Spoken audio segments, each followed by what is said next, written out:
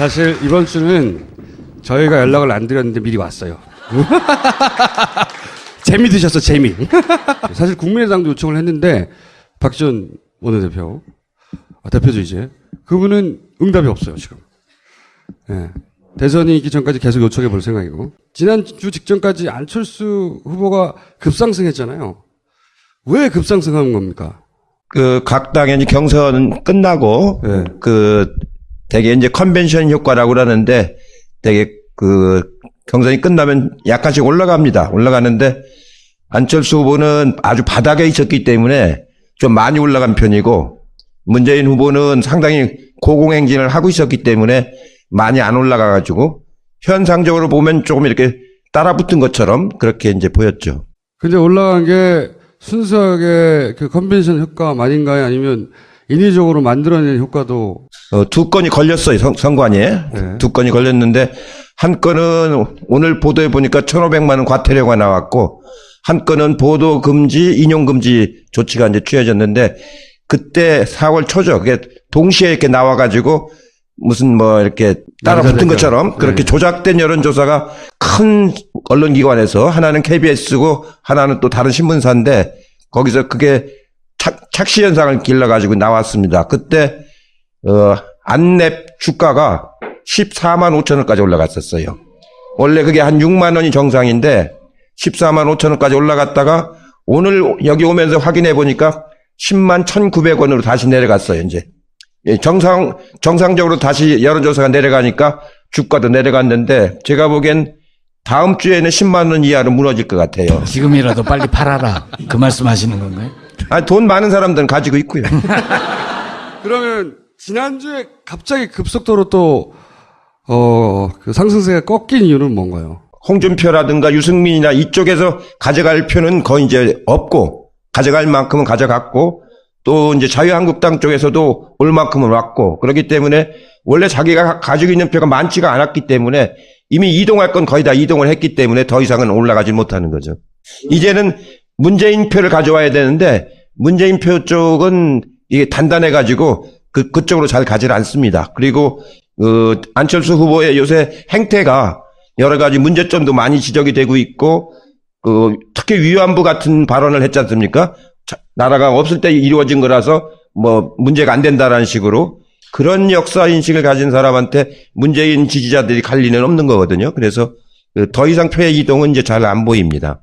지금 현재 안철수 후보가 가지고 있는 표가 더 빠질 가능성은 없나요? 예를 들면 있죠. 예. 지금 원래 안철수가 가지고 있는 표는 지금 국민의당 지지표라고 봐야 되는데 그게 한 20% 정도밖에 안 됩니다. 그러니까 나머지 한 10%에서 한 15% 정도는 언제든 들락거리는 표이기 때문에 당선 전망이 없다 싶으면은 사표화되거나 아니면은 기권하거나 이럴 가능성이 상당히 높다고 봐야죠. 그러면 최근에 예를 들어서 유치원이나 BW나 딸 재산권이나 여러 가지 생각보다는 잔먼지가 많다. 거기에 과거에 이명박 BBK처럼 엄청난 게 있지는 않지만 이런 것도 영향을 잔매가 주는 거죠, 지금. 예, 그동안에는 원체 바닥 한 10%, 12%밖에 여론조사가 안 나왔기 때문에 당선하고는 아주 거리가 멀다고 봤으니까 검증을 안 했죠. 검증을 안 했는데 이제 이른바 상승을 해서 경쟁 구도가 들어가니까 이제 서로 이제 검증이 되기 시작을 하는 겁니다. 근데 건수가 많아도 줄줄이 조개 엮듯이 막 이렇게 나오니까 특히 매일신문에서 보도한 예비군 훈련을 안 받았다라고 하는 거, 그건 아주 심각한 문제죠. 군의관까지 했고 부인이 다니던 병원에 진단서를 받아서 예비군 훈련을 안 받았다고 매일신문에서 보도를 하는데 사실인지는 아직 확인되진 않습니다. 그러나 그것이 만약에 검증을 해서 사실로 확인될 경우는 아주 BBK 정도가 아니죠. 이건 보수 표심에 영향을 줄 수도 있겠네요. 왜냐하면 대통령이라는 거는 국군 통수권자거든요. 국군 통수권자고 대통령이 딱 취임을 하는 날 이 블랙박스를 건네봤습니다. 거기에는 우리나라의 모든 말하자면 무기를 통제하는 그런 블랙박스를 이제 딱 넘겨받는 건데 그거로부터 대통령이 시작되는 거예요. 그걸 쥐는 사람이 예비군 훈련을 안 받았다? 이건 엄청난 일인 거예요. 경쟁자가 되니까 본격적인 검증 국면이 예. 되고 그 예비군 훈련 말고도 제가 알고 있는 여러 건이 앞으로 좀 기다리고 있는 게 있어요. 여러 가지 나온 것만 해도 많고 앞으로도 나올 일이 지금 많습니다. 송영길 의원도 그런 얘기를 하셨잖아요. 대선 이후에 국민의당 정의당과 연정해야 된다. 이런 말씀을 하셨는데 이 경쟁 과정에서 너무 마음이 상해버리면 나중에 연정을 할 수 있을까? 연정하려고 살살하나, 그러면 그렇다고. 아니죠. 그 정치라고 하는 게 이제 전체 국민을 아울러야 되긴 하지만 네. 그 중에서 이제 또 더 잘 아우를 사람이 있고 또 엄격하게 좀 그 혼내야 될 사람도 있고 이제 그렇습니다. 가령 홍준표 같은 사람은 홍준표 후보 같은 경우는 맞은 청산 대상 아닙니까? 예? 예, 저런 사람 저렇게 막말하는 사람이 가령 문재인을 찍으면 김정은이가 대통령이 된다? 이런 막말이 어디 있습니까? 그런 사람들은 청산해야 되는 겁니다. 예? 또 박지원 같은 경우도 어제 얘기했죠. 김대중 대통령을 골로 가게 했다. 자기가 모셨던 그 고인한테 그런 표현을 어떻게 씁니까? 이거는 안 되는 거거든요. 이런 부분들은 저희가 아무리 관용을 한다 하더라도 그 받아들일 수 없는 것이고, 다만 안철수 후보 같은 경우는 경쟁자예요. 그리고 그분이 갖고 있는 좋은 정책도 또 있어요. 이런 건 우리가 수용을 해야 되거든요. 문재인 후보가 집권한다 하더라도 좋은 정책은 우리가 수용하는 차원에서 이걸 풀어나가야 되기 때문에 옥석은 또 가려가면서 해야 되는 것이지 무차별적으로 하는 건 아닙니다. 물론 제가 보기에는 안철수 후보 쪽이나 홍준표 후보 쪽도 문재인 후보에 대해서 뭔가 결정타, 자기들이 경찰타라고 생각하는 건 지고 있을 수도 있죠. 결정타가 없거나 지고 있거나. 거꾸로 이 민주당에서도 안철수 후보에 대해서 뭔가 좀 더 지고 있는 게 있다는 거죠, 지금. 의외로 많다라고 생각을 하는데 대신 우리는 네거티브 하는 정당은 아니기 때문에 하나하나를 확실하게 검증을 해서 확실한 것만 가지고 지금 얘기를 하고 있는 거죠. 뭐 그런 걸 검증이라고 하고 상대방은 네거티브라고 하죠. 아니, 그게 아니고 가령 최순실이와 박근혜의 관계를 지난번에 철저하게 검증했으면은 오늘의 사태가 안 오죠. 또 가령 아까 말한 안철수의 예비군 훈련을 받았느냐 안 받았느냐를 철저하게 검증했으면은 앞으로 국가의 불행이 안 생기죠. 이번 파파이스 제목은 블랙박스와 예비군. 예비군을 되게 강조하시는 것 같아요. 저는 개인적으로 보면 공사를 구별하지 못하는 점, 이거는 훨씬 더 클 수 있을 것 같아요. 부인이 보좌관에 대해서 사적인 일을 시킨 거? 예. 마트에 가면 1+1 하잖아요. 제가 마트에 가면 저희 식구가 둘밖에 없는데 만두 같은 거 2개를 이렇게 해서 1+1이라고 팔잖아요. 그거는 안 되는 일이거든요. 어떤 점에 대해서 그렇게 말씀하시는 건가요? 왜냐면은 식구가 2사람인데 큰 만두를 하나만 사다 먹으면은 상하지도 않고 좋을 텐데 꼭 2개를 사니까 반은 버리게 되는 거나 마찬가지거든요. 버리게 됐다. 예, 그렇게 해서는 안 말도 되고. 안 되는 논리를 가지고 지금. 예, 제가 제일 가슴 아프게 생각하는 건 위안부 문제예요, 위안부. 예, 지난번 그 토론회에서 위안부에 대해서 대답하는 걸 보니까 정말로 역사의식이 없구나 하는 생각을 합니다. 나라가 없을 때 당한 일이다. 그게 무슨 소리입니까? 우리나라는 임시 정부가 3.1운동 후에 생겼지 않습니까? 거기서부터가 나라가 있고 정부가 없었던 거죠. 그래서 48년도에 정부를 수립한 겁니다. 나라를 건국을 한 게 아니고. 근데 뉴라이트를 비롯한 엉터리들이 계속해서 건국 몇 주년이라고 하잖아요. 그렇게 되면 독립운동 했던 사람들이 다 의미가 없어지는 거예요. 나라가 없는데 무슨 독립운동을 해요. 그런 잘못된 그 역사관을 가지고 그 대통령이 되겠다? 그리고 위안부 문제를 저렇게 처리한다? 예, 그거는 뭐 안 되는 일입니다. 자, 요 대답은 저희가 다음 주에 박지원 대표나 혹은 국민의당의 선수 출전이 있겠죠. 네, 들어보기로 하고. 그 외에 뭐 BW 발행건이나 뭐 여러 가지 있잖아요. 앞으로 전혀 언급되지 않았는데 지금까지 더 나올 것도 있긴 있어요. 여기서 다 막 얘기할 수는 없고 작전이 있기 때문에 아까 여러 가지- 주가 말씀하신 거 보니까 뭔가 주식 쪽에서 뭔가 있는 것 같아요. 예, 그 주식 쪽에도 또 있고요. 여러 가지가 있습니다. 그 상대를 공략할 때 요게 먹힐 거야 했는데 안 먹히고 이건 별거 아니라고 했는데 크게 먹히고 그런 게 있잖아요. 사실 유치원도 그렇게까지 큰 영향을 줄지는 본인도 몰랐고 아무도 몰랐을 거예요. 우리나라 정치사에서 무슨 유치원 공립과 사립 가지고 지지율 5% 빠진 적 있어요? 제가 지난번에 나왔을 때 신문 스크랩 수준이라고 그랬지 않습니까? 이 정치라는 건 굉장히 어렵고 복잡한 겁니다. 선거 때마다 그 어린이집 문제와 유치원 문제는 늘 부딪히는 문제인데 왜 단설 유치원이 생기기 시작했느냐면은 이 맞벌이 부부가 많이 생기기 때문에 단설 유치원이 생긴 거예요.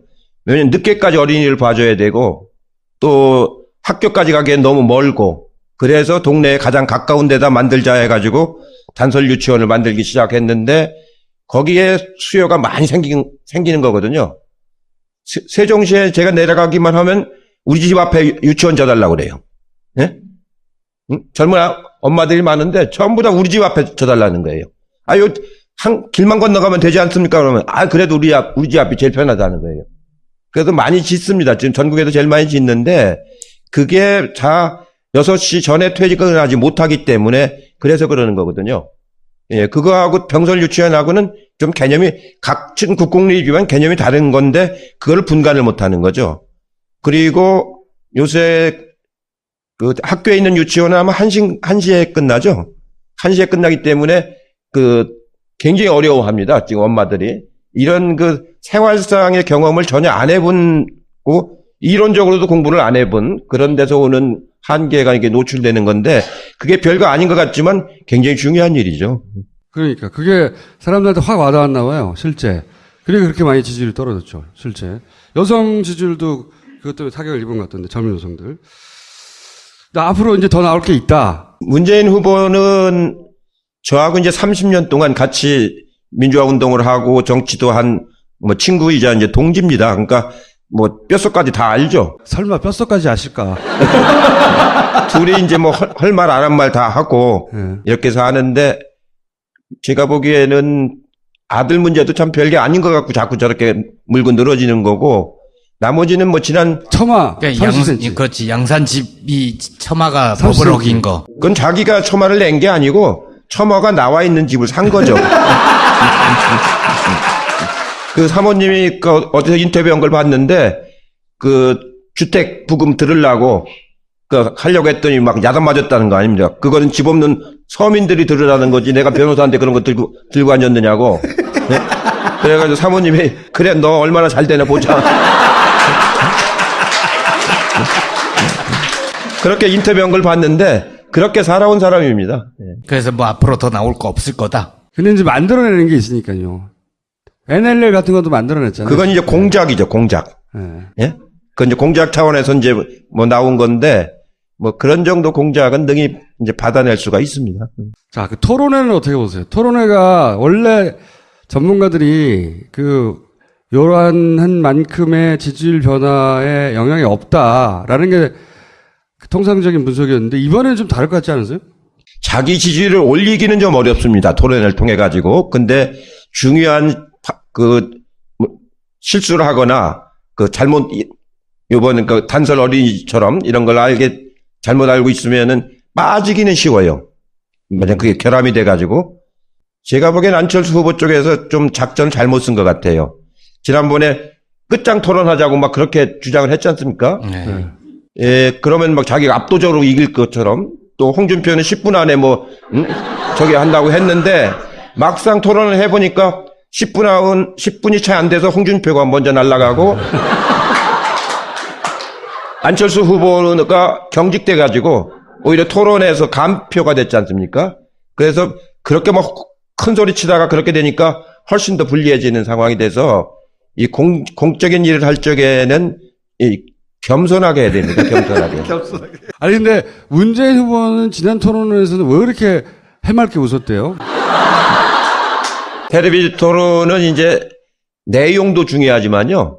전달하는 표정이라든가 네. 이런 것도 굉장히 중요합니다. 근데 대개의 사람들이 막 너무 경직되고 그 텔레비를 보는 사람들은 그렇게 그런 걸 좀 안 좋아해요. 경직되고 아니 막. 근데 이게 웃는 게 내가 밝은 모습을 보여야 되겠다 해서 웃는 게 아니고 진짜 막 즐거워하는 것 같아. 막. 제가 뭐 저도 이걸 봤는데 네. 원래 품성이 착하신 분입니다. 원래 착해가지고 다른 사람이 좀 잘못해도 이렇게 너그러이 받아들이고 이제 그러시는 분인데 경선 과정에서 10번 토론회 했지 않습니까? 그분들하고 토론회 할 때도 그 아우르는 표현을 썼습니다. 말도 그렇고 표정도 그렇고 뭐 지난번 SBS 토론도 되게 그렇게 했다라고 보여집니다. 일부러 웃는 표정을 지은 건가요? 아니면 진짜로 그렇게 웃는 표정이 나온 거예요? 보시기에? 아니 평소에 얘기할 적에 네. 그 후배들이나 그런 사람들 얘기할 적에 그렇게 다정한 그 표현을 줘요. 홍준표 후보하고 다정한 표정으로 서로 막 싸우니까. 그럼 문재인 후보가 잘못한 건 뭡니까? 지난 토론에서. 상대적인 거라서 근데 좀 준엄할 때는 좀 준엄할 필요가 있거든요. 왜냐면 이렇게 포용력을 가지고 하더라도 이렇게 쓸데없이 할 적에는 좀 준엄하게 이렇게 할 필요가 있는데 그런 게 조금 야무지지 못한 그런 측면은 좀 있습니다. 항상 엄한 건 어때요? 송민님은 항상 엄하잖아요. 모든 국민을 이렇게 포용해 가면서 이끌어가야 되는 자리이기 때문에 항상 엄할 수는 없습니다. 또 엄해서는 안 되고 제가 말씀을 드리잖아요. 이 경중과 선우와 완급을 잘 가려야 된다. 공직을 하려면은 경중과 선우와 그러니까 중요할 때는 중요한 거 갖고는 엄해야 되죠. 근데 사소한 거 갖고 엄하면은 그 분위기만 깨고 그건 안 되는 거고요. 그런 건 경중, 선우, 완급 이거를 잘 가릴 줄 아는 사람이 좋은 공직자입니다. 그러면은 제일 잘한 사람은 역시 유승민 후보였나요? 보시기에? 뭐 논리적으로는 그렇죠. 논리적으로는 이제 비교적 잘했다라고 이제 평가를 받고 있는데 그건 이제 지지율이 원체 바닥이기 때문에 관대해서 이제 그런 거죠. 관대해서. 지지율이 높으면 그렇게 안 보죠. 그리고 또 본인도 당락하고 관계없는 선거를 하고 있잖아요. 그렇기 때문에 이제 좀 말을 여유 있게 할 수가 있는 거죠. 대선 후보한테 당락과 상관없는 일을 하고 있다 그러면 어떡합니까? 아니 객관적으로 그렇다는 얘기죠. 그거 하나 여쭤볼게요. 내일 당장 투표를 한다면 문 후보의 득표율을 어느 정도로 보고 계시나요? 여기는 미아리가 아니고 충정로예요.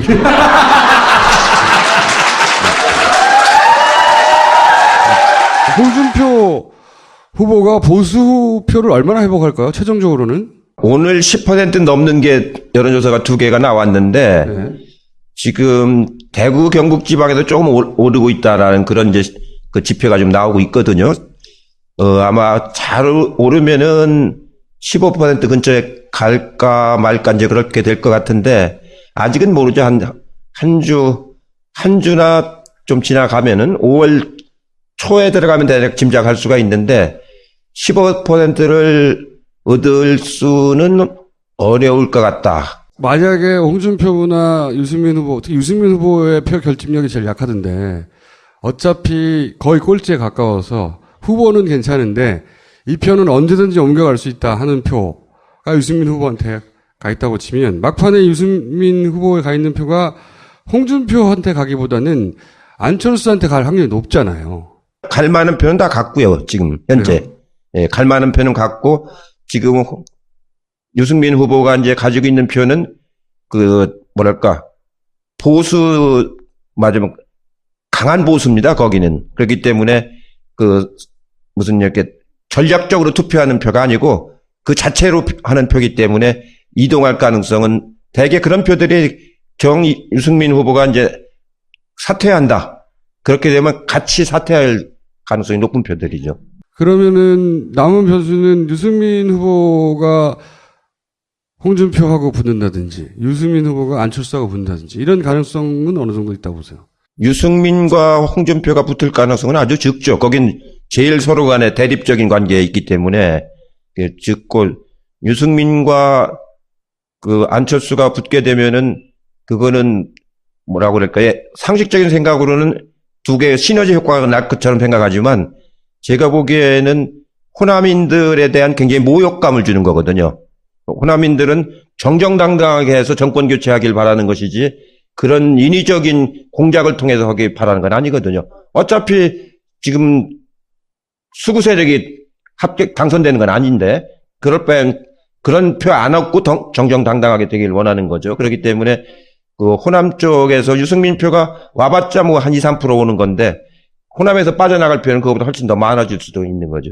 아마 그래서 그거는 유승민도 물론 안 하고 실제로 안철수 후보도 그렇게 허설소리를 할 수가 없잖아요. 현재 주요 후보들 오자 구도가 대선일까지 갈 가능성이 크다. 이렇게 보시는 거죠? 현재로 봐서는 홍준표도 오늘 보니까 15%가 목표더라고요, 보니까. 그리고 유승민도 10% 이상 얻는 게 목표처럼 이게 보여지기 때문에 그 두 분들은 향후의 주도권을 둘러싸고 하는 거기 때문에 사퇴할 가능성이 매우 적다. 그러면 막판에 숨겨진 카드는 뭘까요? 홍준표 후보의 물론 그 뻥이 약간 섞인 그 워딩을 보면 막판에 자기들이 숨겨놓은 카드를 던질 것이다. 결국은 그래서 안철수는 가라앉고 나하고 양자구도가 될 것이다. 뭐 이런 얘기 하는데 저는 그 과거의 대선도 보면 그게 이제 유효하냐 아니냐는 뭐 나와봐야 알지만 뭔가를 준비하긴 하잖아요. 막판에 자기들끼리. 홍준표 후보가 갑자기 나왔지 않습니까? 출마 선언을. 그리고 이제 경남지사를 하다 나왔기 때문에 사실 준비 없이 나온 거나 마찬가지거든요. 그러니까 공약도 지금 별로 없지 않습니까? 예, 그러니까 공약도 없는 상태인데 무슨 병기를 가지고 있겠어요? 그러니까 그냥 말로 하는 거죠, 말로. 예. 하여튼 막판 카드들을 뭔가 가지고 있긴 있는 거죠. 캠프들이. 그죠? 보통은 이럴 때. 실제로 이제 선거에 들어가면은요. 표의 이동이 많지 않습니다. 선거가 시작되고 나서 하는 말들은 전부 다 선거용 말이거든요. 국민들이 다 그걸 알아요. 이건 선거용으로 하는 말이라는 걸. 그래서 선거 시작되기 전에 그 형성된 구도, 그게 크게 변하지 않고 큰 사건이 벌어지지 않으면은 대개 이제 가는데, 표의 이동도 한 2, 3% 정도밖에 이동 안 합니다. 큰 표의 이동은 없거든요. 그래서 아까 텔레비 토론을 통해서도 큰 표의 이동은 없다라는 게 그런 건데요. 선거를 많이 치러본 사람들은 선거운동 하기 전까지가 선거운동이고 선거가 막상 시작되면 그거는 마찬가지 줄다리기 싸움이나 마찬가지예요. 조금 밀렸다가 조금 땡겼다가 하다가 그냥 끝나고 마는 일이거든요. 대개는 출발 지점에서 앞섰던 사람의 승리로 끝나고 말지요. 저는 2002년도에 총리님이 행정수도 공약 처음 말씀하실 때 그 자리에 있었는데요. 그런 거는 굉장히 크게 움직이는 거 아닌가요? 그거는 이제 원체 파격적인 그 공약이기 때문에. 네. 근데 그것만 갖고 선거를 이긴 건 아니고. 네. 결국은 그때도 노무현 후보가 17%, 그 정몽준 후보가 23%, 그 유해창 후보가 33%. 그래서 17% 갖고는 도저히 뭐 이길 수가 없는 거 아닙니까? 그래서 그 선거를 양보하는 차원에서 단일화를 수용한 거거든요. 네. 그 단일화 하니까 바로 40%가 되더라고요. 두 사람 표가 하나도 이탈 안 하고 그대로 40%가 되니까 이해창 후보보다 한 7% 정도 이제 앞섰는데, 그게 이제 결정적인 거였죠. 되게 딱 선거 한 달 앞두고 이제 결정적이었는데, 나중에 결국은 이해창 후보가 굉장히 강한 후보예요. 그 당시에는. 그래야 따라와가지고 우리가 한 3, 4% 차이로 이제 이게 끝났죠. 그때도 표의 이동은 한 3%밖에 없었던 거죠. 예, 그래서 제가 보기에는 2002년 승리에 여러 요인이 있는데, 그 행정수도는 선거의 주도권을 잡는데 아주 유효한 카드였고, 표를 모아내는 카드는 역시 단일화 카드였다고 보죠. 이번에는 그런 정도의 파괴력이 있는 변수가 남지 않았다고 보시는 거죠, 지금은. 안철수 후보한테서 이제 그런 무슨 큰 변수가 있을지 모르겠는데, 지금까지 나오는 바로는 뭐, 있으면 벌써 썼어야죠. 맞아요. 선거가 시작되기 전에 써서 주도권을 잡았어야 되는데, 지금은 방어하기가 급급하지 않습니까? 안철수 후보가. 그리고 이제 아까 말한 그 양자구도라고 하는 것도 우리가 예방주사를 너무 일찍 맞았지 않습니까? 4월 초에 일찍 예방주사를 맞았기 때문에 그것도 이제 별 의미가 없는 카드가 됐기 때문에 제가 보기엔 지금부터는 이제 완전히 줄다리기 싸움하는 거거든요. 근데 조직력이 비교가 안 되잖아요. 민주당이 저쪽보다 훨씬 의원수도 많고 그 지구당의 힘이 강하잖아요. 그리고 의석수가 40대 120이라고 하는 것은 그냥 80석이 많은 게 아니에요. 질이 다른 거지. 40석이라는 건 국가를 운영할 수 있는 영향이 못 되는 의석이지 않습니까? 120석은 누구하고 연립할 수는 있어요. 근데 40석 갖고 누구하고 연립하는데 뭐가 되겠습니까? 그래서 그건 양적인 차이가 아니고 질적인 차이이기 때문에 국민들이 그걸 모르네, 다 알지. 그렇기 때문에 이제는 줄다리기 싸움에서도 민주당이 더 유리하다고 봐야죠. 2012년에는 지구당 뭐 당의 크기 말씀하시지만 실제로 좀 열심히 뛰는 곳이 있고 거의 내버려두다시피 한 곳도 있었잖아요. 이번에는 분위기가 다릅니까? 전혀 달라요. 이제 그동안에 당에서 분탕질 치던 사람들이 다 나가가지고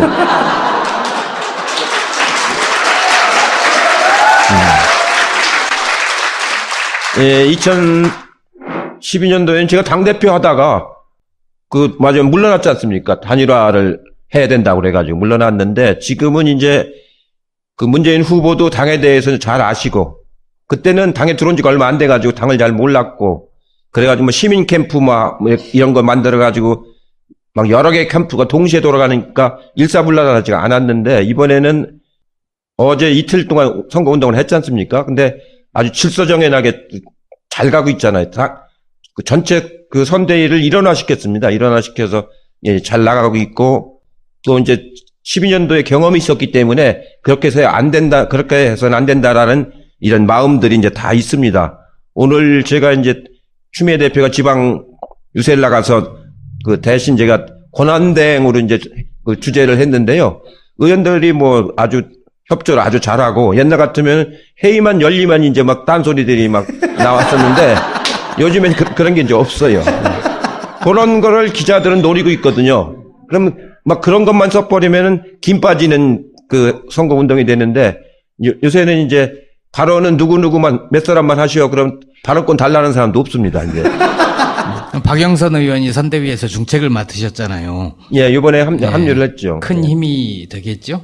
선당 후사라고 그럽니다. 당을 먼저 생각하고 그 다음에 개인을 이제 생각을 해야 되는데 그래야 또 당에 헌신해야 나중에 자기가 딴 거를 할 적에 또 당원들이 이제 마지막 성원도 해주고 사랑도 이제 하게 되는 겁니다. 그래가지고 서로 이게 맞물려 돌아가는 거기 때문에 이번에 이제 마음을 잘 추스르고서 문재인 후보하고 함께 이렇게 동반 유세를 지금 많이 다니고 있어서 모양이 좋습니다. 김종인 전 대표는 어떻게 되는 거예요, 앞으로? 한마디로 자가당착이라 볼 수 있는데 계시면서 하신 많은 말씀들이 우리 지지자들의 마음을 너무 상처를 줬기 때문에 본인의 의사에 관계없이 또 본인도 돌아올 생각이 없다고 그러는데 그렇게 다른 사람들한테 막 큰 상처를 주는 그런 말을 함부로 하고 그러면은 안 되는 일이죠.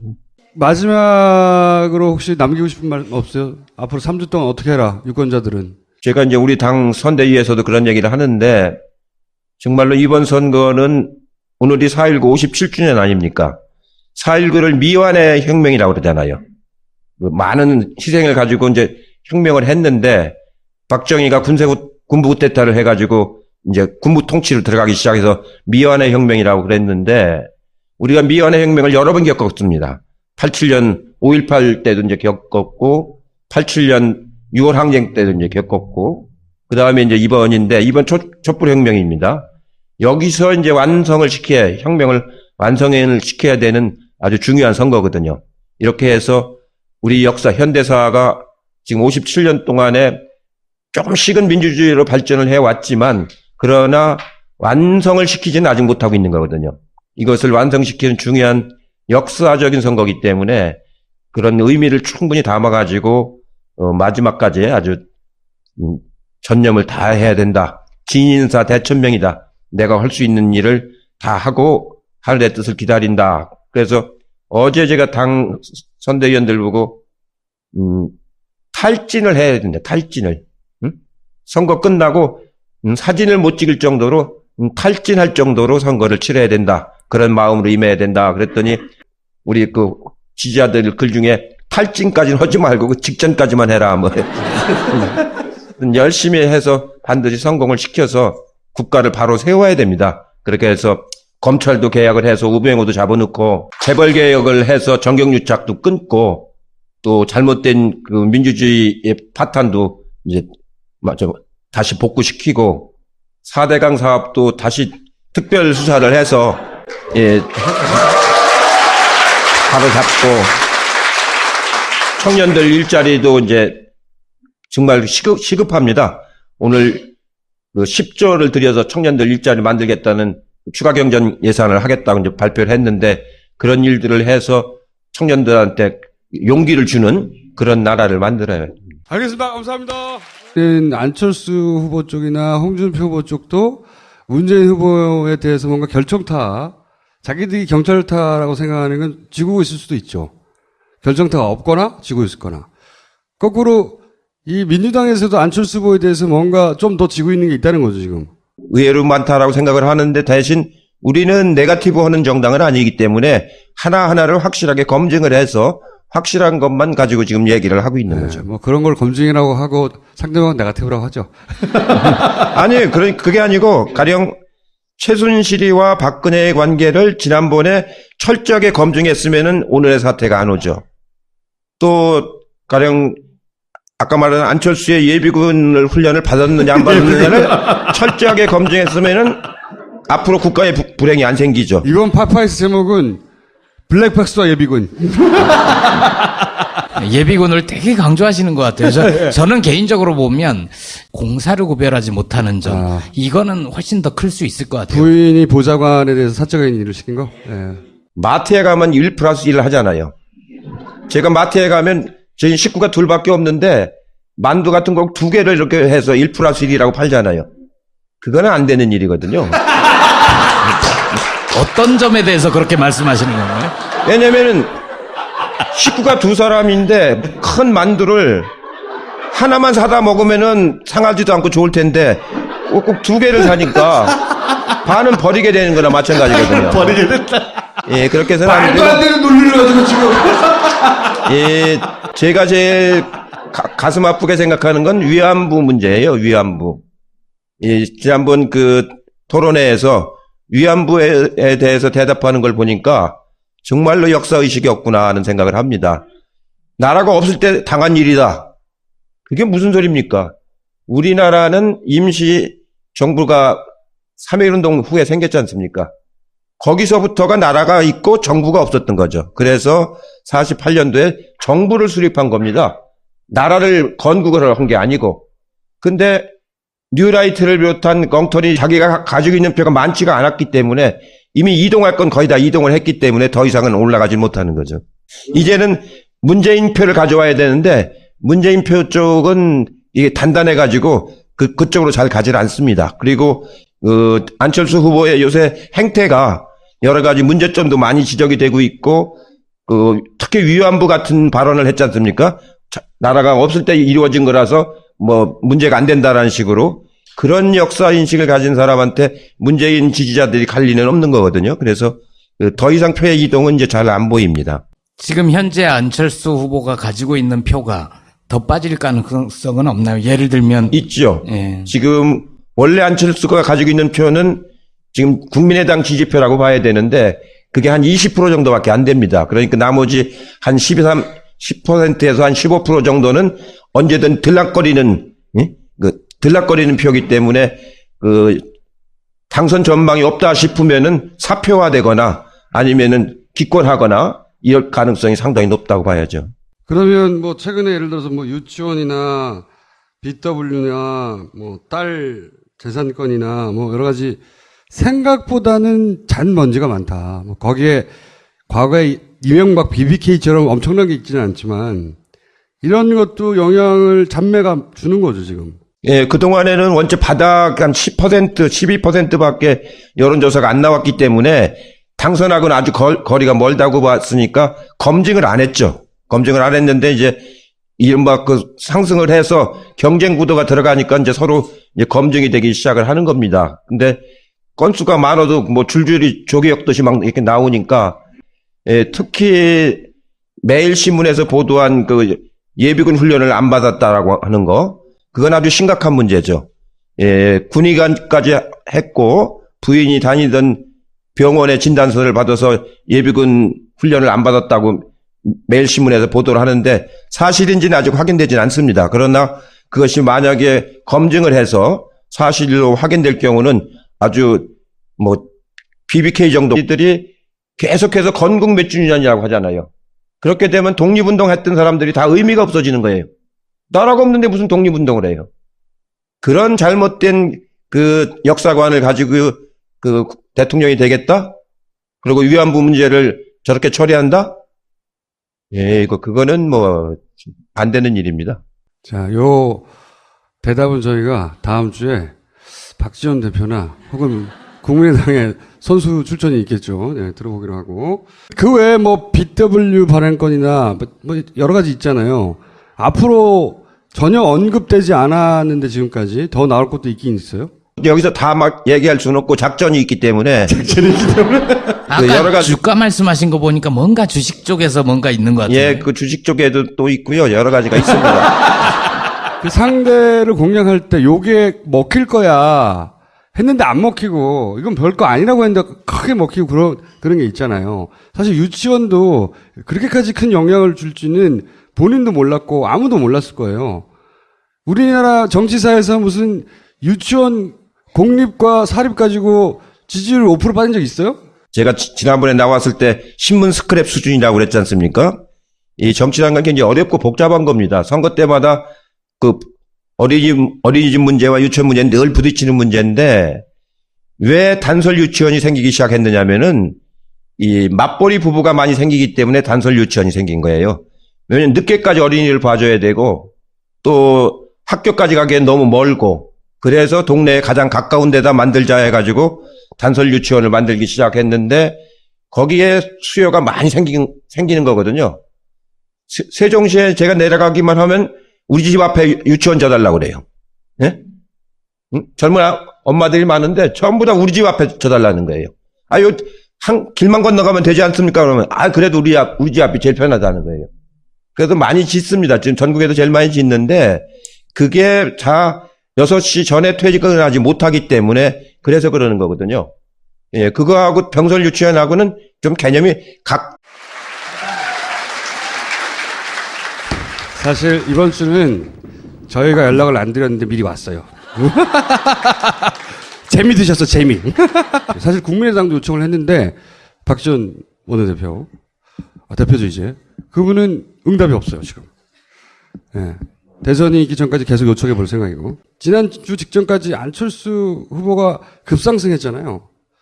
왜 급상승한 겁니까? 각 당의 이제 경선 끝나고, 네. 되게 이제 컨벤션 효과라고 그러는데, 되게 경선이 끝나면 약간씩 올라가는데, 안철수 후보는 아주 바닥에 있었기 때문에 좀 많이 올라간 편이고, 문재인 후보는 상당히 고공행진을 하고 있었기 때문에 많이 안 올라가가지고, 현상적으로 보면 조금 이렇게 따라붙은 것처럼 그렇게 이제 보였죠. 근데 올라간 게 순수하게 그 컨벤션 효과 아닌가요? 아니면 인위적으로 만들어낸 효과도? 두 건이 걸렸어요, 선관위에. 네. 두 건이 걸렸는데, 한 건은 오늘 보도에 보니까 1,500만 원 과태료가 나왔고, 한 건은 보도 금지, 인용 금지 조치가 이제 취해졌는데, 그때 4월 초죠. 그게 동시에 이렇게 나와가지고, 무슨 뭐 이렇게 따라붙은 것처럼 그렇게 네. 조작된 여론조사가 큰 언론기관에서 하나는 KBS고 하나는 또 다른 신문사인데 거기서 그게 착시 현상을 길러가지고 나왔습니다. 그때 안랩 주가가 14만 5천 원까지 올라갔었어요. 원래 그게 한 6만 원이 정상인데 14만 5천 원까지 올라갔다가 오늘 여기 오면서 확인해 보니까 10만 1,900원으로 다시 내려갔어요. 이제 정상적으로 다시 여론조사가 내려가니까 주가도 내려갔는데 제가 보기엔 다음 주에는 10만 원 이하로 무너질 것 같아요. 지금이라도 빨리 팔아라. 그 말씀하시는 건가요? 돈 많은 사람들은 가지고 있고요. 그러면 지난주에 갑자기 급속도로 또 그 상승세가 꺾인 이유는 뭔가요? 홍준표라든가 유승민이나 이쪽에서 가져갈 표는 거의 이제 없고 가져갈 만큼은 가져갔고 또 이제 자유한국당 쪽에서도 올 만큼은 왔고 그렇기 때문에 원래 아니죠. 이건 보수표 시민에 영향을 줄 수도 있겠네요. 왜냐하면 대통령이라는 거는 국군 통수권자거든요. 국군 통수권자고 대통령이 딱 취임을 하는 날 이 블랙박스를 건네봤습니다. 거기에는 우리나라의 모든 말하자면 무기를 통제하는 그런 블랙박스를 이제 딱 넘겨받는 건데 그거로부터 대통령이 시작되는 거예요. 그걸 쥐는 사람이 예비군 훈련을 안 받았다? 이건 엄청난 일인 거예요. 경쟁자가 되니까 본격적인 검증 국면이 예. 되고 그 예비군 훈련 말고도 제가 알고 있는 여러 건이 앞으로 좀 기다리고 있는 게 있어요. 여러 가지 나온 것만 해도 많고 앞으로도 나올 일이 지금 많습니다. 송영길 의원도 그런 얘기를 하셨잖아요. 대선 이후에 국민의당, 정의당과 연정해야 된다. 이런 말씀을 하셨는데 이 경쟁 과정에서 너무 마음이 상해버리면 나중에 연정을 할 수 있을까? 연정하려고 살살하나, 그러면 그렇다고. 아니죠. 그 정치라고 하는 게 이제 전체 국민을 아울러야 되긴 하지만 네. 그 중에서 이제 또 더 잘 아우를 사람이 있고 또 엄격하게 좀 그 혼내야 될 사람도 있고 이제 그렇습니다. 가령 홍준표 같은 사람은 홍준표 후보 같은 경우는 맞은 청산 대상 아닙니까? 예? 예, 저런 사람 저렇게 막말하는 사람이 가령 문재인을 찍으면 김정은이가 대통령이 된다? 이런 막말이 어디 있습니까? 그런 사람들은 청산해야 되는 겁니다. 예? 또 박지원 같은 경우도 어제 얘기했죠. 김대중 대통령을 골로 가게 했다. 자기가 모셨던 그 고인한테 그런 표현을 어떻게 씁니까? 이거는 안 되는 거거든요. 이런 부분들은 저희가 아무리 관용을 한다 하더라도 그 받아들일 수 없는 것이고, 다만 안철수 후보 같은 경우는 경쟁자예요. 그리고 그분이 갖고 있는 좋은 정책도 또 있어요. 이런 건 우리가 수용을 해야 되거든요. 문재인 후보가 집권한다 하더라도 좋은 정책은 우리가 수용하는 차원에서 이걸 풀어나가야 되기 때문에 옥석은 또 가려가면서 해야 되는 것이지 무차별적으로 하는 건 아닙니다. 물론 제가 보기에는